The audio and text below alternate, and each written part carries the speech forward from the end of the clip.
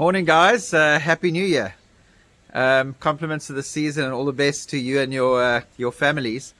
I thought I'd just do a quick update and show you the fry. It's quite an important day. The fry have just hatched, so yeah, we've got a couple of things to look at.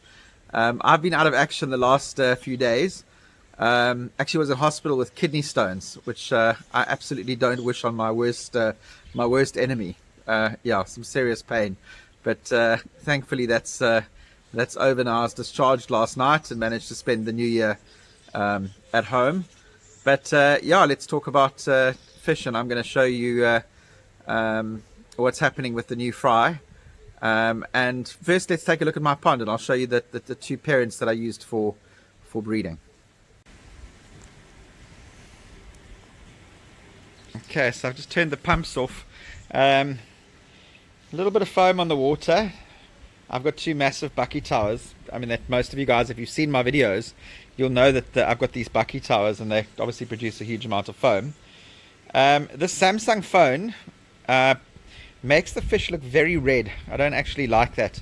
So if anyone out there has got an idea in terms of how to make the red not look so almost pinkish on videos, tell me, and I'll adjust the setting.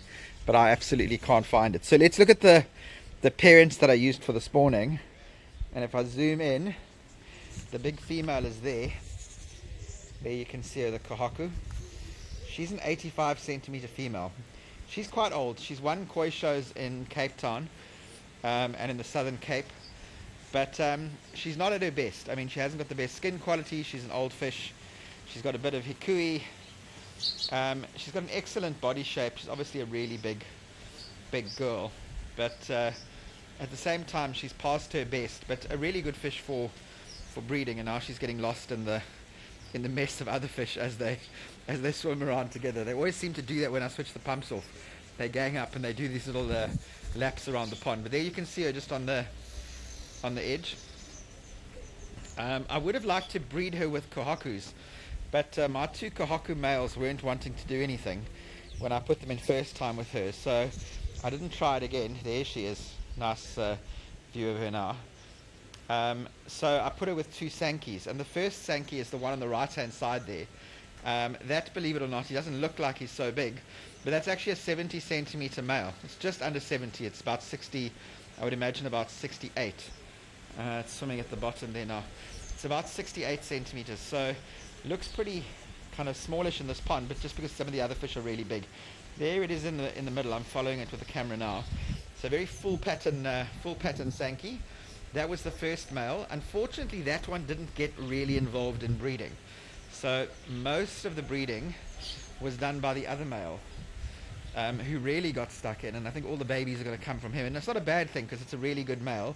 This male is 80 centimeters. There it is on the right. That big one. He's a seriously big male. I love the sumi on this fish. He did most of the breeding, so that's a really, really good thing. I reckon he's one of the biggest Sankey males around. I don't know there'd be many Sankey males in Cape Town that were 80 centimeters or looking like this fish as males. So I think as a breeding option, he's pretty good. So that was the male that did most of the breeding. You've seen the female. And the second Sankey male didn't do a hell of a lot. I mean, I think I'd be lucky if 10% of the spawn came from him. But a lot of the fact that some of the eggs didn't hatch is because only one of the males really got stuck into the breeding. But anyway, that's the parent stock that I used. Let's go and look at the fry. So firstly, if you guys haven't seen the pond setup, that is the setup. If you look at the garden, this is what a really good borehole and lots of pumping fish water, fish waste into a garden does. This garden has become an absolute jungle. We've got water restrictions here, so it's pretty difficult, but yeah, we've got a good borehole that I need to keep fish. Otherwise, they would be pretty much impossible. So this is the pond. It's a 6,000 liter porta pool. Sorry for my shadow in the in the video. And yeah, it's pretty full. I've tried to get as much ammonia out the water as possible by bubbling air through it. I've just switched the air off. All the spawning material is still in there, obviously, because the fish are still hatching. I don't even know what is here, because as I said, I've been in hospital. So we're going to take a look at the babies now. This net is pretty important because there's real issues with dragonflies here that'll just lay eggs into that water, and in no time your fry will just get eaten. They're very, very hectic on fry. So yeah, let's have a look into the water and see what's here.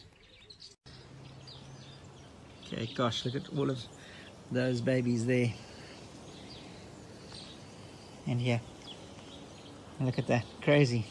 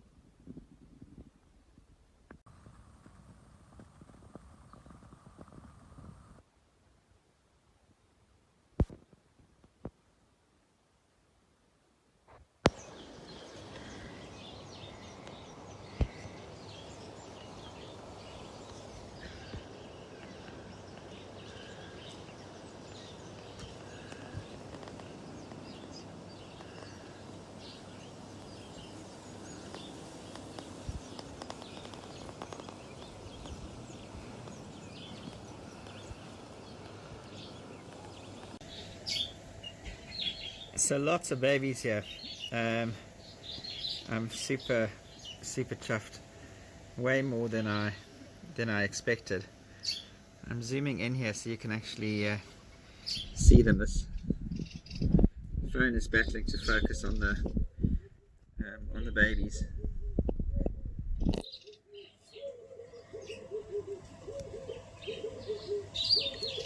There you can see, very young still.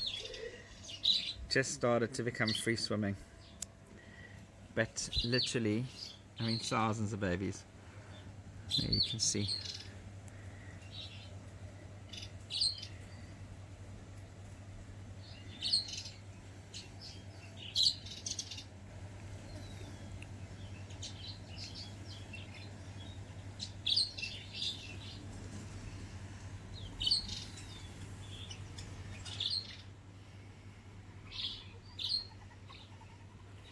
So yeah, very happy with this